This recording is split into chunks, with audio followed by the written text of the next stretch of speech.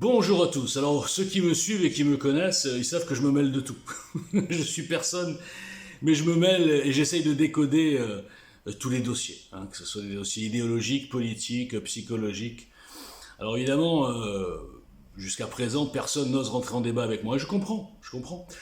Toutes les petites starlettes médiatiques ont l'habitude d'avoir des interlocuteurs ou qui sont d'accord avec eux, ou alors qui sont parfaitement prévisibles et qu'ils savent tenus par un parti, par des médias, enfin bref, par plein de choses. Donc quand ils ont un type vraiment venu d'en bas, qui n'a pas de tabou, qui peut dire tout ce qu'il veut, qui est libre, et qui peut surtout démontrer, eh bien qu'est-ce qu'il se passe depuis 4 ans? C'est le blocage. Eh ouais, chaque fois que je sors des arguments, on me bloque, on me masque. La nouvelle mode maintenant, c'est de masquer. Il y en a qui ont tellement peur que je me foute de leur gueule quand ils me bloquent, qu'ils préfèrent me masquer. Genre non, on l'a pas bloqué. Bon. Bref, tout ça pour dire qu'aujourd'hui, je vais m'occuper du cas Tariq Ramadan. Tariq Ramadan fait partie aussi de ces espèces de médiatiques, de starlettes construites, complètement lâches, qui fuient le débat contre des inconnus, justement. Ils vont en débat que sur des gens qu'ils connaissent et dont ils connaissent les réactions. Et surtout lui, qui est très fort, il faut le dire. Lui, par exemple, sait qu'il peut plier quasiment n'importe qui en débat, sauf Walter Boujna. Alors c'est étonnant, je vais vous raconter une anecdote rapidement. Ce type-là est passé par l'intermédiaire de Abdel Zahiri et m'a provoqué. Abdel m'a dit Ramadan veut absolument débattre avec toi pour te plier. Il avait dû me voir dans 2-3 émissions contre des antisémites, les influenceurs antisémites là. Il a dû dire celui-là, je vais lui rabaisser son caquet, je vais l'humilier. Et alors ensuite, je pense qu'il a dû aller voir mes vidéos, hein, parce que c'est un type qui prépare ses dossiers, lui, c'est pas comme les autres, c'est une qualité. Et ensuite, je pense qu'il a dû se dire, oulala, celui-là, on sait jamais. Donc, qu'est-ce qu'il a fait? 1 heure avant le débat, il a prévenu Abdel, il a dit, oh là, je peux pas, j'ai la Covid. Il a la Covid depuis le 13 janvier. Tariq Ramadan a inventé le Covid long. Bref, depuis, plus de nouvelles. Enfin bref, peu importe. Alors, Tariq Ramadan, dans le dossier Tariq Ramadan, moi je vais simplifier, vous savez, je simplifie tout. Il y a absolument tout dans ce dossier pour comprendre la mauvaise foi de l'islam, enfin en tout cas sa partie prosélyte, la mauvaise foi, le mensonge, la soumission, la victimisation, avec ce fameux mot inventé, l'islamophobie. Et donc on va essayer de détailler.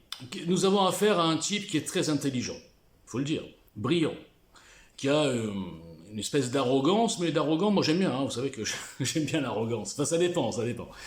J'aime bien l'arrogance quand elle est du bas vers le haut, comme moi par exemple. Je déteste l'arrogance quand elle est du haut vers le bas. Ou le mépris, ou justement la lâcheté de tous ces médiatiques qui me fuient depuis 4 ans. Alors, Tariq Ramadan, donc, c'est un type qui arrive à convaincre et à lobotomiser les petits cerveaux. D'accord? C'est quoi son discours globalement? L'islam est une religion d'amour et de paix. Très bien, ça sonne bien. En parallèle, bien sûr, si tu veux être un bon musulman, il faut que tu appliques le Coran dans ses moindres virgules. Donc ça devient d'un coup une religion conquérante, prosélyte, violente, machiste. Machiste dans le sens les femmes ne valent rien, ne pèsent rien. Et donc ça devient un danger. Puisqu'il est pour le voile, enfin il est pour même la lapidation, hein, vous vous rappelez cette histoire? Oui, pour la lapidation, on va réfléchir. Oui, bon, on va faire un audit. Non mais franchement, bon. Mais par contre, en revanche, plutôt ce type est tellement brillant qu'il a réussi à amener un petit peu, enfin beaucoup de musulmans à se dire ah enfin on a un intellectuel. On n'a pas un espèce de tocard comme Bellatar ou Mahmoud Mohamed, je sais pas quoi. Enfin bref, tous ces espèces d'influenceurs à 2 balles qui valent pas une cacahuète. Là, enfin, on a un porte-drapeau, et c'est vrai, il faut le dire, qui est intelligent, qui est brillant, etc. Bon, donc ils l'ont, on va dire, soutenu, etc. Tariq Ramadan, extraordinaire. Bon. Maintenant, je vais aborder l'aspect mauvaise foi. Cette histoire de son dossier là avec ses viols supposés, enfin ses agressions, ses humiliations qu'il a avec plusieurs femmes. Bon, moi je ne vais pas rentrer dans ce dossier, je n'ai pas les détails, je n'ai pas plus confiance en Tariq Ramadan qu'Enda et Ayari. Hein, oui, comme ça je suis objectif. Donc, mais c'est pas ça le truc. C'est qu'avec ce dossier, tous les fans, hein, tout le fan club de Tariq Ramadan, qui ont peut-être une spiritualité développée, qui sont des croyants, etc., devraient se dire une seule chose. Et ça me tue que les gens soient tellement soumis qu'ils n'osent pas poser la vraie question. Qu'il y ait eu viol dans le premier sens du terme ou pas, il y a des évidences qui sont, elles, prouvées, avouées, même par sa femme, sa propre femme, une convertie, je crois, de mémoire, suissesse.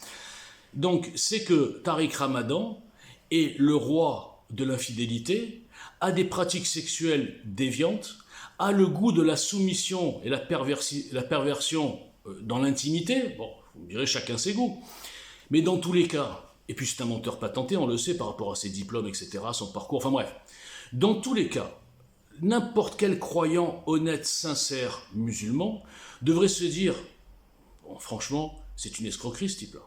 Il nous fait des leçons de morale, des leçons de spiritualité, et Allah, machin, et tout ce qu'on veut, et dans sa vie privée, qu'on le veuille ou non, et je dis bien, qu'il est violé ou pas. C'est ça la nouveauté que Walter Boujna amène. Ben, qu'il est dans son intimité presque sexuelle, dans sa vie familiale, je le dis, c'est une ordure. Il y en a plein, hein, je ne dis pas que c'est le seul. Mais les autres ordures, ils n'ont pas l'outrecuidance de venir se poser en modèle de croyance et de morale, etc. Hein, bon. Donc déjà, s'ils n'étaient pas soumis, ils lâcheraient ce type-là, sans rentrer dans le dossier, même pas besoin. Ensuite, il y a un truc extraordinaire, qui là on approche aussi encore une fois un aspect de la soumission musulmane, c'est que sa femme, sa propre femme, qui est au courant de tout, elle a accepté. Bon, il faut dire qu'avec les musulmans ont de la chance, ils peuvent avoir beaucoup de femmes, donc les femmes, elles sont intrinsèquement, si j'ose dire, habituées à ce que l'homme soit, d'être une femme parmi d'autres. Donc elle soutient son mari. Elle se dit pas, mais c'est quelle honte. Non, elle soutient, parce qu'elle est sous son emprise. Et ce dossier, quand on voit un petit peu les détails des témoignages, peu importe, je répète, s'il y a viol, je répète, c'est important. C'est une preuve que ce type-là est dans l'emprise psychologique. Son plaisir est de s'attaquer à des gens faibles, intellectuellement, même des fois physiquement. J'ai vu qu'il s'était même pris une handicapée, je crois, je ne sais plus, enfin, c'est un peu flou. Donc ce type a le goût de la domination. D'accord ? Ce type n'a donc aucune morale. Et alors là, je vais revenir sur le lobby de la communauté musulmane qui est extraordinaire dans sa mauvaise foi.